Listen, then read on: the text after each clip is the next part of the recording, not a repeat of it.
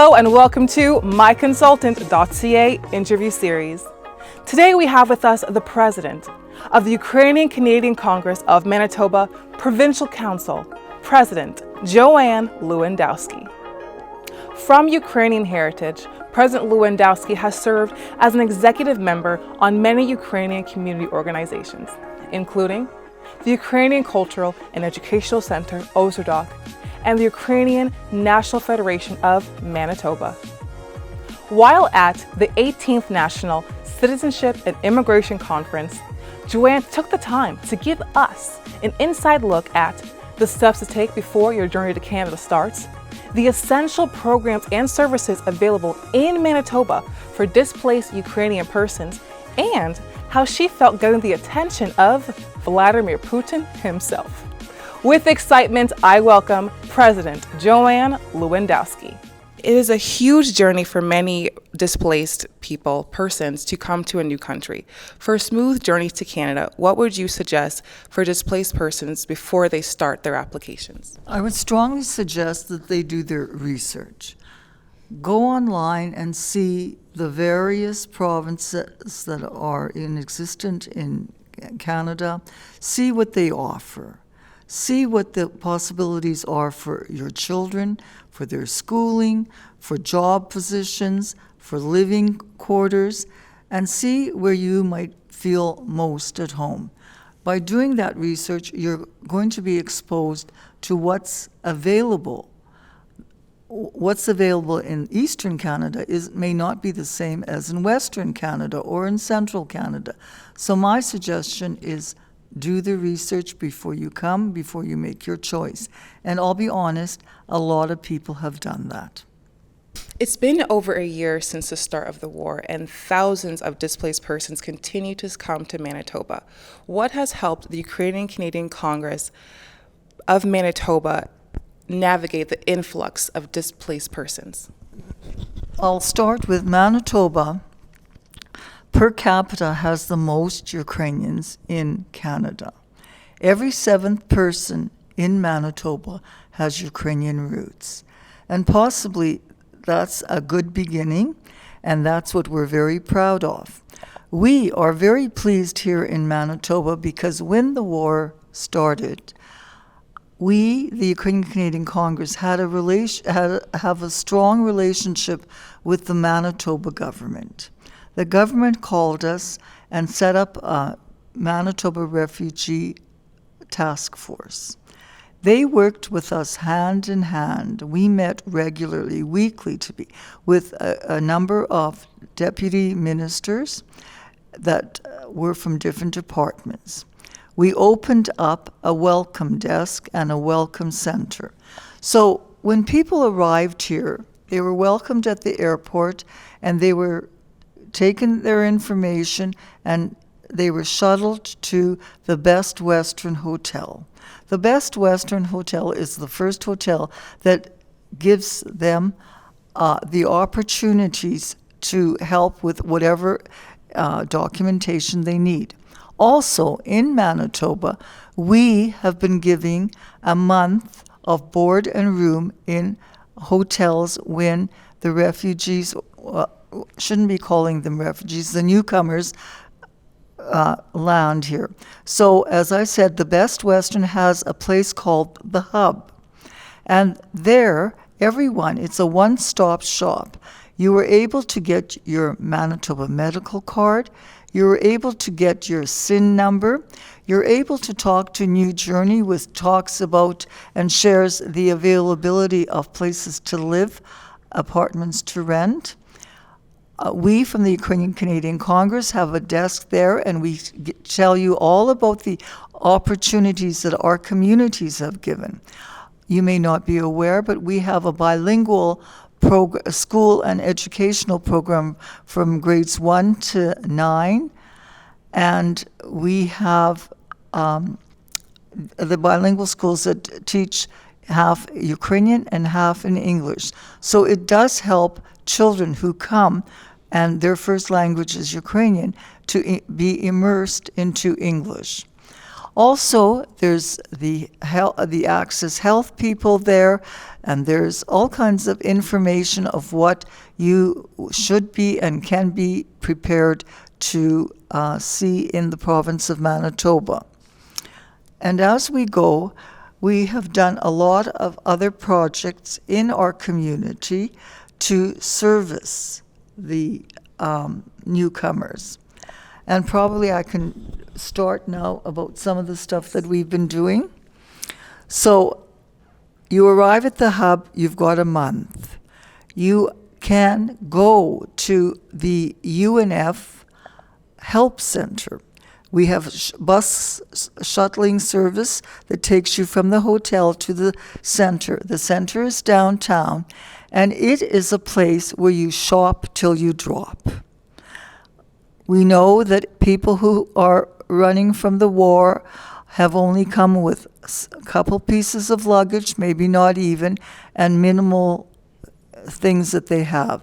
So at the Help Center, you can get clothing, and we've had winter, summer, whatever type of apparel you want.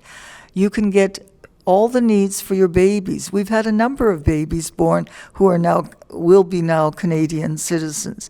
So we provide all the needs that new mothers need for their children.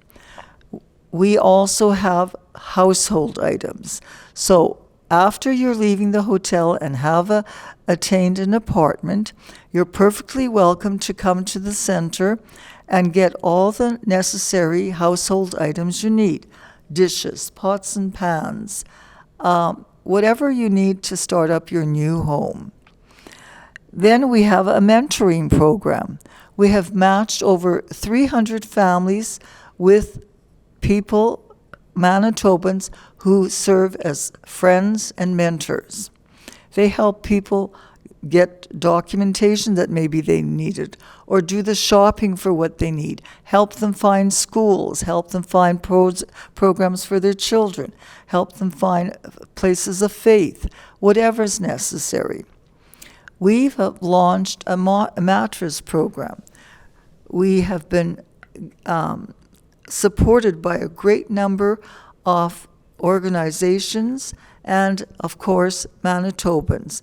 And we were able to provide over 1,500 mattresses to people in need. We give them brand new mattresses, brand new pillows. And we've also done a program called Sleep in Heavenly Peace. Sleep in Heavenly Peace is a program where volunteers build beds, bunk beds or single, and they go to families with children. What they do is volunteers build all this stuff, then they bring them to your apartment, and they ask you where the child is going to have their bed. They close the door, they assemble the bed with a brand new mattress, brand new bunk beds, and pillows and all the sheets and stuff they need, and a stuffy toy, and then they open the door and the child comes to a brand new bed. What a delight. We also have done a children's day camp where we serviced almost 100 children for 2 months in July and August last year. This year we're being funded to send children to week camps where they sleep over. We'll see how that works. We have a big job market going. In our office, we match up people's with their resumes. We tweak their resumes, and then we see where we can place them.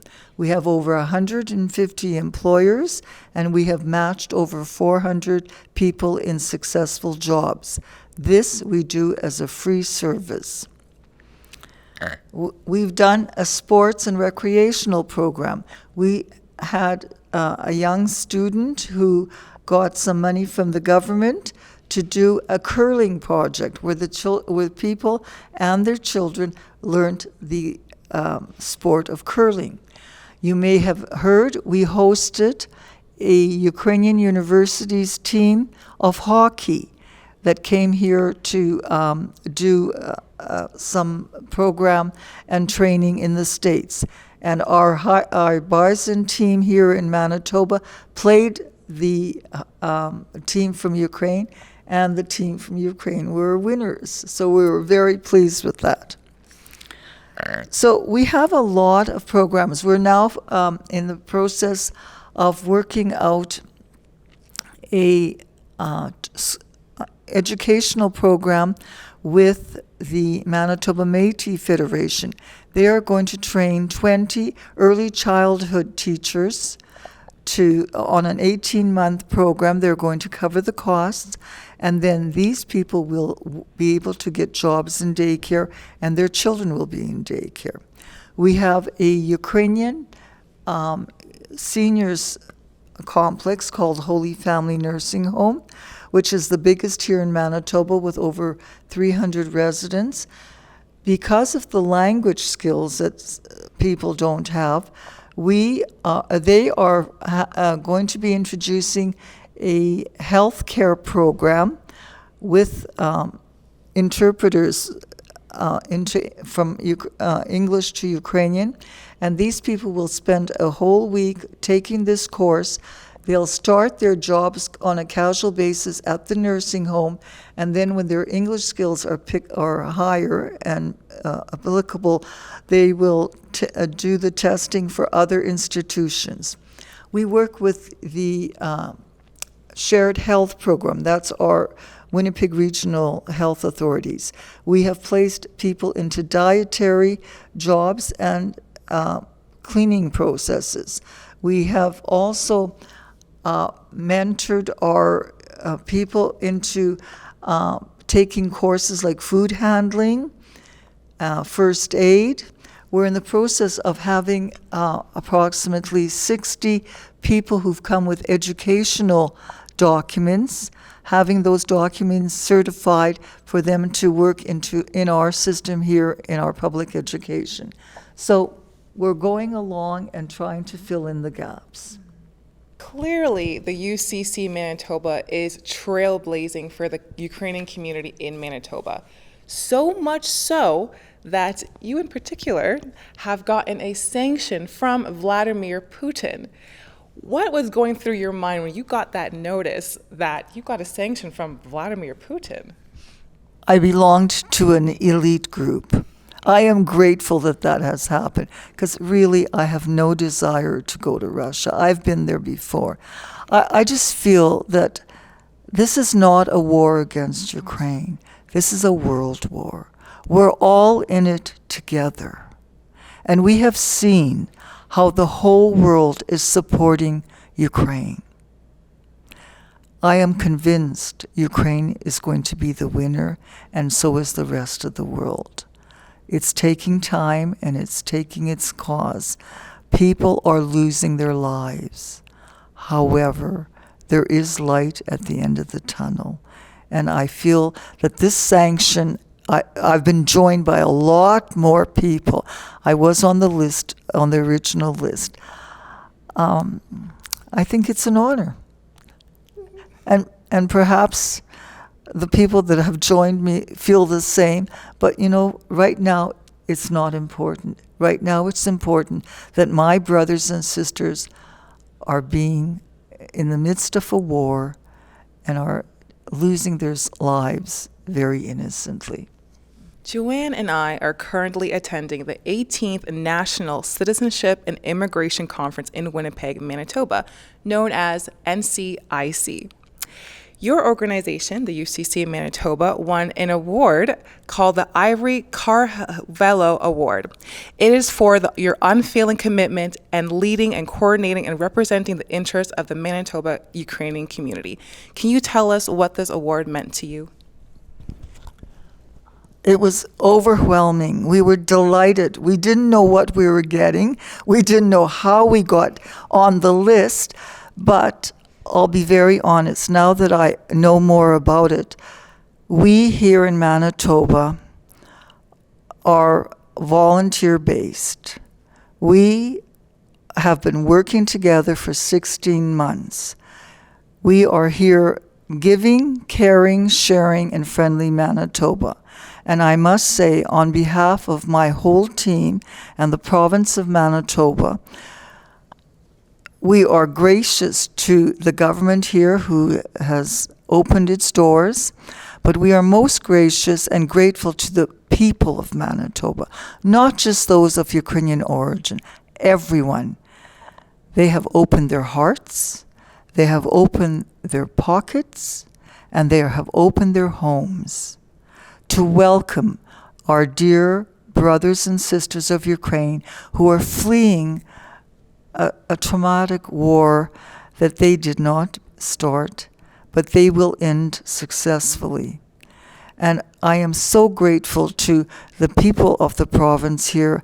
They have just been so willing to give of their time, and their financial assistance is overwhelming. We've been able to do so much because of what the people of Manitoba are giving. So my thanks to the province of Manitoba, and to those of you who are still seeking a place to come to. Friendly Manitoba's doors are still opened, and we're still welcoming people. In the month of March, we welcomed 3,000 people. As of today, we have welcomed over 20,000 newcomers, and we are proud to host them and to let them enjoy a secure, safe home. Well, that was a winner answer. That was amazing. Thank you so much for sharing your time, your experiences, your passions, and your interests with us. Thank you so much for joining us, Joanne. Thank you so much. My pleasure. Thank you. And that is all for this episode of MyConsultant.ca's interview series. Thank you so much.